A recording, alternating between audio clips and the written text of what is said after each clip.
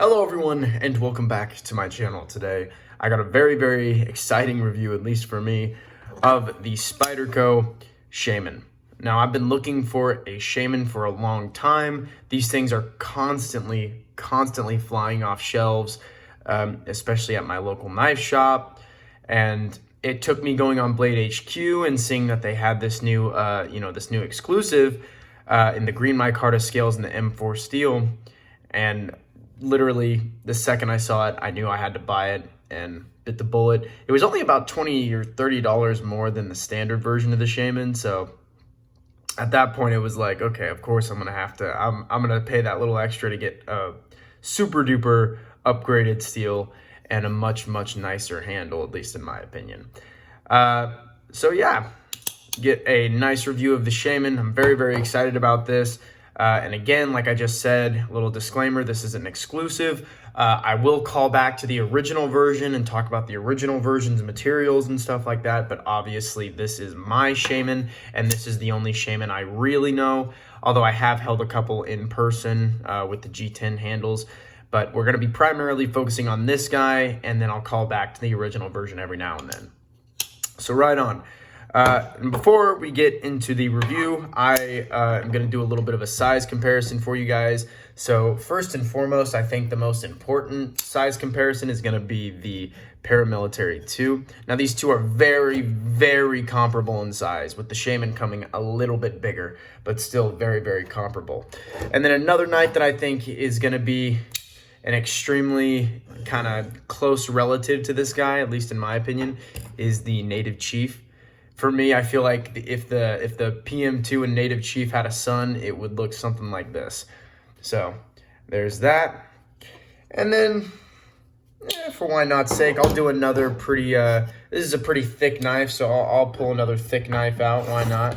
Here's the Cold Steel Code 4, which these two are pretty close in size, I want to say, with the Shaman coming in maybe a hair shorter. But yeah, there you guys go. A little size comparison for you. So now you guys kind of get an idea of the size. But anyways, with that out of the way, I'm going to talk about what I like and don't like about this knife and if I can recommend it for you guys. So right off the bat, talking about the blade, everything about the blade I pretty much love. There's a couple things here and there that I have a little bit of gripe with, which I will talk about a little bit later. But otherwise, this blade is extremely well done. And for the first time, a black painted blade is not something I can complain about. This is M4 steel, and for those of you that don't know, M4 steel is probably the toughest steel around. This is the BMOC, big man on campus, and it's just an insane steel that holds an insane edge and is extremely tough. I mean, I've recently been reviewing a lot of 3V blades, and I've talked about how tough 3V is. M4 is like the upgraded 3V, at least in my opinion and through my experiences with it. So it's a really great steel, but just like 3V, it's not super duper wear resistant. So having this black coating on the blade is just going to ensure no rust and make sure that everything is still going to be looking good, feeling good, and all that. So that's a really great thing. I do appreciate the coating. So this will be the first and probably only time you'll hear me say I do appreciate the black painted blade. But other than that, the M4 steel is also pretty impeccable. I'm finding that on all of these Spydercos that I own, Spyderco really does have their heat treats down pat on almost every steel I own.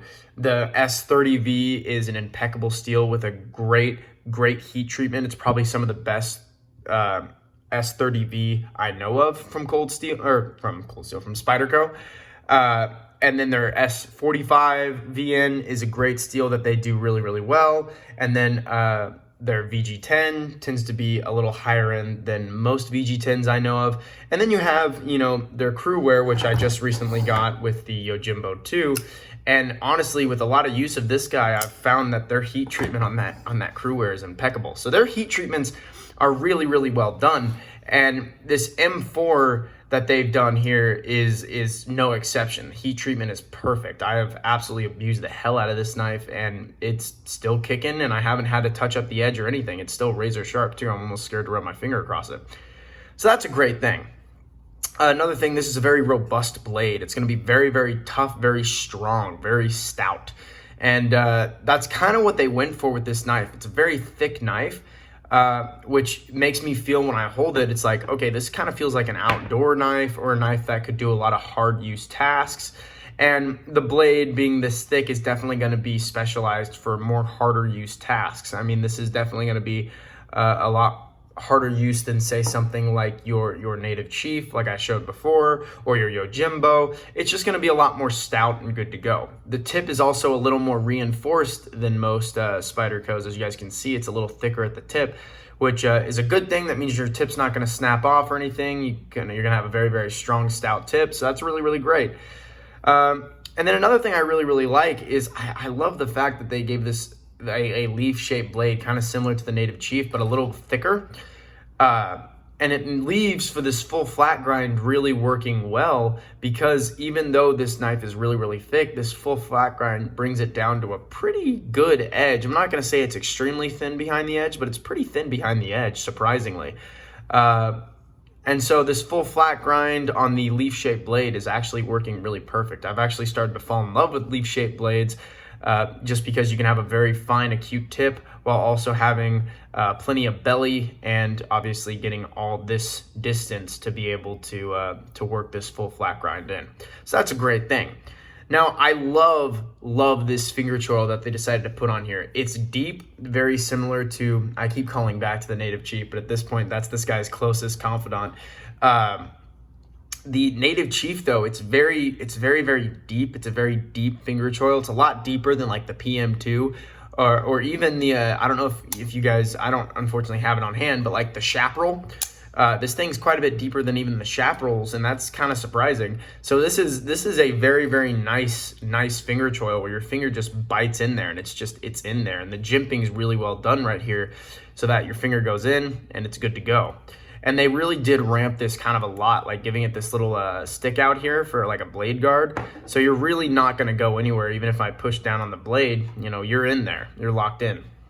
So that's really great. They did a really well done job on the finger choil here. So I really do appreciate that a lot. Now moving on to the handle a little bit. I love the fact that this is a colored micarta. I do know that that certain knives, excuse me, that Spyderco have done tend to have this like brownish, like white brownish micarta, like they did it on the PM2 when the PM2 had its crewwear like version out there. But I really do appreciate the fact that they gave it like a new color, this green color. I've never seen micarta in this kind of a green color, and it's really, really pretty. I actually really, really like it, and I think it really adds to the overall look of the knife. Not to mention, I love micarta in the hand. It's super duper comfortable. This is my first micarta that I've actually owned. I've had micarta in the rounds, but obviously it's not something that I would say I owned. This is actually going to be a permanent part of my collection. And with that, this micarta just really, this is some of the best micarta I've had in a while. So that's really, really nice. And again, I love micarta. Would I say I love it more than G10? I don't know. I'm a pretty big fan of G10, but I do love this micarta a lot. Another thing I like is going to be the compression lock. The compression lock is one of my favorite locks. It used to be my favorite. Now I'm kind of in a toss-up because the shark lock is so amazing, and I kind of want to give the shark lock the leg up. But at the same time, the compression lock is an extremely strong, fast, fidget-friendly lock that I would say still stands as one of the most important and best locks we have in the knife community currently. It's just impeccable. It's great. It's good to go, strong, fast. And Spyderco puts great detents on almost every single one. I have not had a single one that's had a bad detent. So that's a really, really great thing. The compression lock is a fantastic, fantastic lock. Now, this is a 4-position pocket clip, which of course is always great. And it's a good, big, stout clip as well to go with this big, stout knife. And again, 4-position pocket clip, you can get whatever you want, and that I really do enjoy. And it is, it is going to be fully ambidextrous as well. I mean, I know some people, I guarantee the compression lock is not going to be as comfortable for a lefty user, but it's still doable. So I would say this is a fully ambi knife, at least for me. I have my father is a left-handed user, and he tends to use a compression lock pretty well. So that's right on. And then I think the final thing that I'll say about this guy, even though there's about a million other things I could go over, the one thing I will say I do love about this knife is the fact that it's made in Golden, Colorado, USA. There we go. I love the Golden, Colorado, USA branch. The Taiwan branch is really, really great as well. I need to experience more of that branch before I can say if it's my favorite. For now, though, the Golden, Colorado, USA is always going to be my favorite branch, just because they made knives like the military, paramilitary 2, 3, the Yojimbo, and like the native, the whole native series they've worked on. So it's hard to say, that I think Taichung factory is better, just because the Golden, Colorado, USA factory is releasing some of the most impeccable and great pieces I've ever had. I mean, most of these knives that I just mentioned are probably some of my favorite knives in my collection. So, that being said, though, and with all the good out of the way, I'm now going to talk about what I don't like about this guy. And there's not going to be a lot, so be prepared for there's going to be some rants here. So first and foremost, the jimping on the back of the blade here is a tad bit aggressive. Aggressive? There we go. It's a little aggressive, though. Something like the PM2 had really good jimping straight out of the box, wasn't too aggressive. But something like the Native Chief was a tad bit aggressive, but at the same time, the military and paramilitary have a thumb ramp, almost where your thumb can like sit. This is just a flat kind of area, so having it a little sharper makes a little more sense, but it doesn't feel great in the hand. Like if I grip this knife just like this for 5 seconds, you're gonna look at my thumb and see that there's definitely a good indent in there with some cross hashing, just because this is not, a super duper, these are pretty sharp, it's pretty sharp jimping. Now, I do believe that this will probably wear down over time, but as of right now, it's just a little bit aggressive, and I figure I'll make note of that. Another thing I'm not a huge fan of is when you close the knife, and this was something that I realized after carrying this guy for about 2 weeks, was the little finger choil bit, the little part that sticks up, like this right here. When you close the knife, it'll come down and sit right next to the compression lock right there. Now, that gets a little annoying, especially for me, who I'm used to closing a compression lock and keeping my finger there until the blade's fully closed. But because of how this knife functions, if you don't move your finger out of the way, you're gonna get hit by that and the blade's not gonna close all the way. It's just a kind of annoying thing that you have to deal with. Not to mention, it doesn't feel great on your index finger. And I know I'm kind of sounding like a baby at this point, but it is true. It doesn't feel great on the finger. So I'm not a huge fan of that, but obviously, could be a design error. But at the same time, I do still really enjoy that finger, that finger choil. So I'm not going to complain about it too much, but obviously it is going to be worth noting. Now, another thing I don't necessarily like about this knife is going to be the handles, and this isn't something I don't like, and I want this to be known now. This is not something I don't like, but it's something that I kind of just have a general iffy feeling about when it comes to micarta. And that's that micarta stains. It stains a lot, and it stains very easily. There are ways to clean it. I have seen people on YouTube and stuff like that cleaning their micarta, but the fact that you have to clean your handle materials is just a little bit of a hassle, I guess. Like with G10, you could use G10 day in, day out, with sweaty hands, with dry hands, in the cold, whatever it is. If you have blood on your hand and you accidentally get it on your handle, you don't have to cry about it. With this, if you have blood on your hand, it's going to seep into the scales. If your hands are wet, it's going to seep into the scales. See, because both scales used to look like this color here. You see around the clip right there where it's like this white / green color. Now on this side, it's just this dark green. And that's just because I've been using this knife. I've carried it for about 2 weeks straight. And I'll tell you now, this guy really does not take to my semi-clammy hands. This thing really didn't like that. So it really got dark quick. And that's just kind of a shame, because obviously I bought this knife loving the color of the scales and hoping they were going to stay like that. But you know, apparently they won't stay like that forever. You know, all that glitters isn't gold, so it just kind of sucks. But again, I love the handle material in terms of feel, and I love the way it feels in my hand and how soft it is. Like, it's a really smooth material. But it's just something worth noting. You know, this is going to have, it's not like G10 that's more, you know, is it fiberglass or glass reinforced, whatever it is. This though is canvas on top of, you know, it's a canvas polymer kind of thing.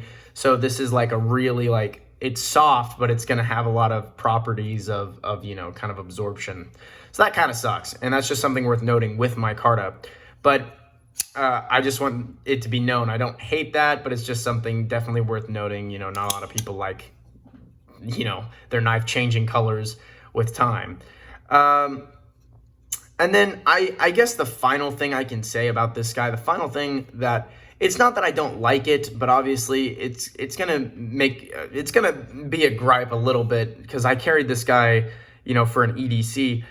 It is really thick. This is a thick knife, and like, the thing is, I would say the PM2 is another thick knife, and even the PM2 is slightly less thick than this guy, and that's kind of crazy because the PM2 is already crazy thick. So I look at that and I'm like, okay, this is a very thick knife. Now, granted, you're getting a lot of like rounded, you know, handle that make the handle a lot more comfortable, which it does. The rounded handle definitely does make this a lot more comfortable, but it's just going to add to that thickness of the knife. Not to mention this has full steel liners. You guys can probably see that in there. Full steel liners. So this thing is just thick. It's slightly heavy too. It's a very heavy knife. I shouldn't say slightly heavy. This is a very heavy knife. So it's heavy, it's thick. That's why when I first got this guy, I thought it was going to be an outdoors knife, just because, you know, it's thick and it's, you know, it's beefy. It's good to go. But the price kind of steers me away from that. And I'll talk about that right now, actually. That's another thing I'm not a huge fan of. You know, this knife kind of feels like it should be an outdoors knife, a knife that I could carry around like, you know, a farm or a range or something like that. Carry this guy around and use the hell out of him. But even the standard version of this guy is coming well over $200, which for anybody that carries a pocket knife outdoors, which I usually do when I go on hikes and stuff like that, I usually don't go for the knife that's going to put me out $200, because when you take a knife out to the woods, you're expecting that you might roll an edge, you might chip an edge, you might, you know, break the knife entirely. You also have the fear of like, okay, if I lose it, like if I were to lose this guy, I would probably cry. I would cry a lot, because I mean, I would never buy another one of these if I lost it. I love this knife to death, don't get me wrong, but obviously I don't just have, you know, $270 lying around. And even for the standard version being about $220, $230, I mean, I definitely don't have that kind of money sitting around.